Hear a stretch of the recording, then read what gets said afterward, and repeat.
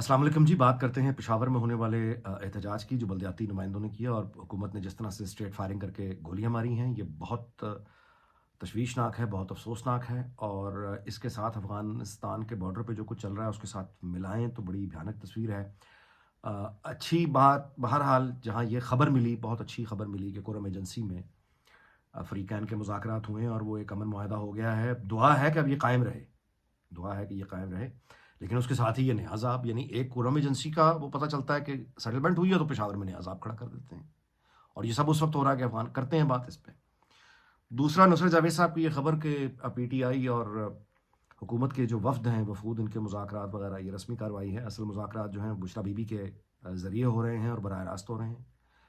तो ये अच्छी खबर है कि जितनी जल्दी सेटलमेंट, किसी सेटलमेंट की तरफ जाएँ, 20 जनवरी से पहले चले जाएँ या उसके बाद चले जाएं, जाना तो होगा। क्योंकि और किसी के खौफ में नहीं, किसी के खौफ में नहीं सेटलमेंट की मैं बात कर रहा।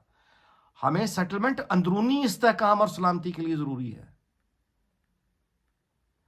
और तीसरा मौजू ये कि मुस्लिम लीग की मैंने पोस्ट भी किया है कि नून लीग तो खैर अब ख़त्म हो गई, लेकिन अगर वाहिद कोई चीज़ इसमें से मुस्बत निकली है तो वो मतरूक यानी बाबे, यानी नफ़रत अंगेज़ वजूद, यानी जिनकी शक्लें देख के मूड ख़राब हो जाता है, नफ़रत अंगेज़ बाबे।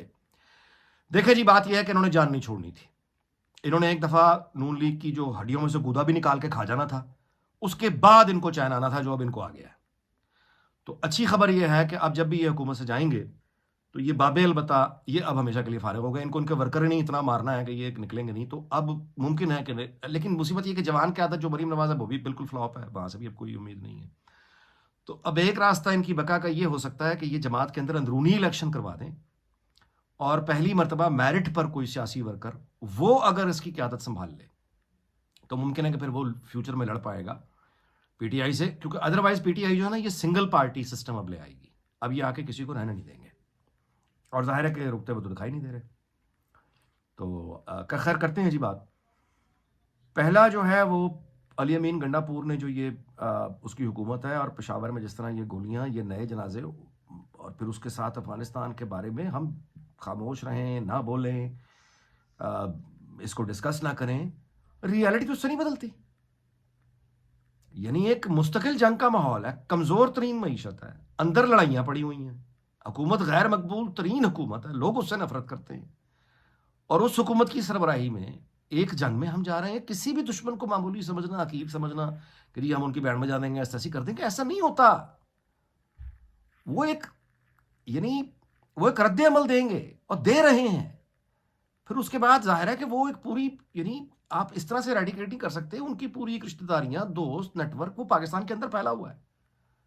वहां से जवाब आना शुरू हो जाएगा तो क्या करेंगे? किस किस से, यानी लड़ना किस किस से है, मेरी समझ से बाहर है। तो हमें कहीं ना कहीं सेटलमेंट की तरफ, इस्तेहकाम लाने के लिए सेटलमेंट की तरफ जाना होगा। यानी इस तरह से अगर आप कहिए कि सिर्फ बंदूक से, गोली से इस्तेहकाम अगर आता होता पाकिस्तान में तो मुद्दतों से चैन की जो है वो सुरीली बंसुरियां बज रही होती। नहीं होता इस तरह।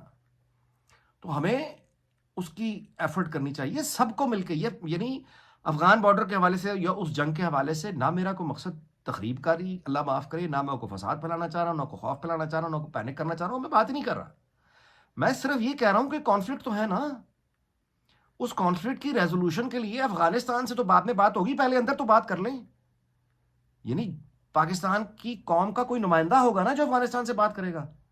वो नुमाइंदा कौन होगा? वो नुमाइंदा इस हुकूमत का होगा, या उस नुमाइंदे को तमाम यानी जमातों की हिमायत हासिल होनी चाहिए, इंक्लूडिंग पीटीआई। अगर उनकी ब्लेसिंग ही नहीं है उस नुमाइंदे को जो अफगानिस्तान से बात करे या अमेरिका से बात करे, तो उस नुमाइंदे की अपनी हैसियत क्या रहेगी? इस तरह के मामलात में पूरी कौम का पीछे होना जरूरी है।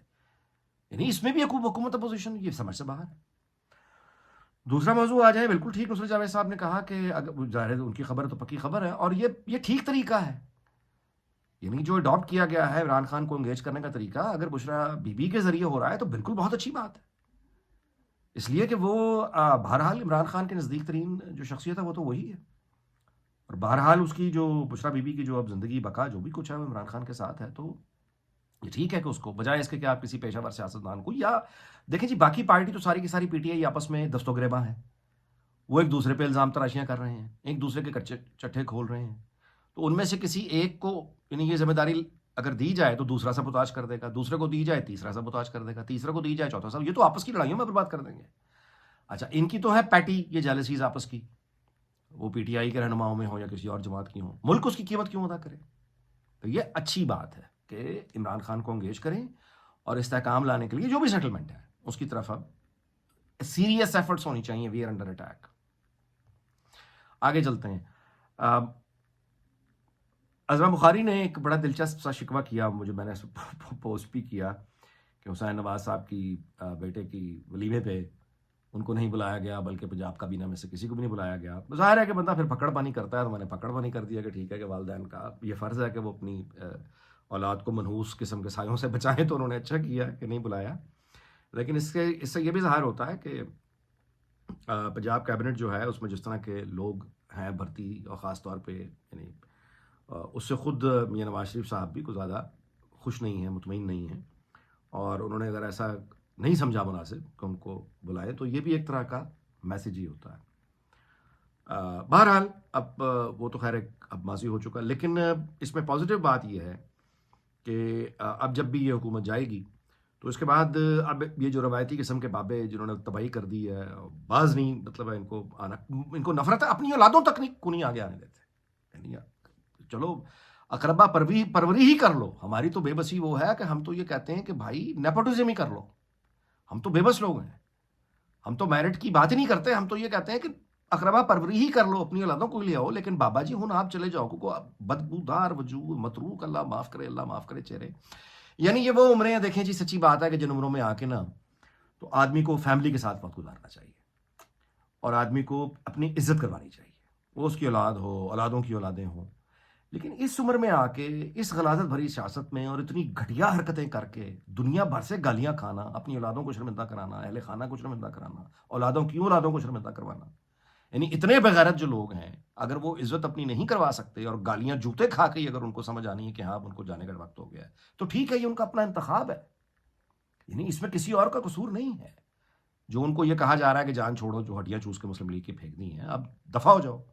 یہ دفع ہو جاؤ، جوتے کھا کے جانا ہے، ذلت اٹھا کے جانا، یہ جو گفتگو ساری ڈائریکٹ بجائے کہ ان بابوں کو ادب کیا جائے، انہوں نے اپنے آپ کو اس سطح تک گرایا ہے انہوں نے خود، کہ آج یہ اس طرح کی باتیں سن رہے ہیں. اور یعنی آپ یقین کیجئے کہ پی ٹی آئی کا اگر یہ والا انرجی نہ ہوتی اور پھر خود مسلم لیگ نون کے اندر ان کے خلاف اتنی نفرت نہ ہوتی تو یہ بابے یعنی اگلا 10 سال کا یہ بنا کے آئے تھے منصوبہ، اور ان بابوں کا خیال یہ تھا کہ اسٹریچروں پہ ان کو اٹھا کے، ویل چیئر پہ ان کو اٹھا کے لانا، ان کو پھر بھی وہیں کوئی نہ کوئی کسی نے وزیر بننا ہے، کسی نے کوئی جھنڈا نہ اترے بس ان کی گاڑی سے.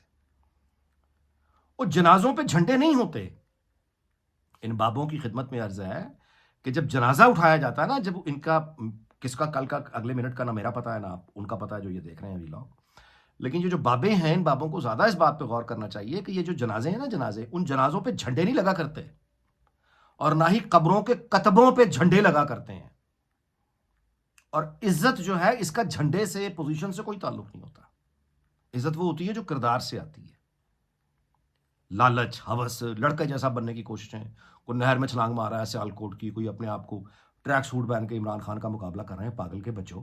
یعنی یہ گھٹیا شعور ہے. تو پھر یہی باتیں سننے کو ملیں گی نا بھائی.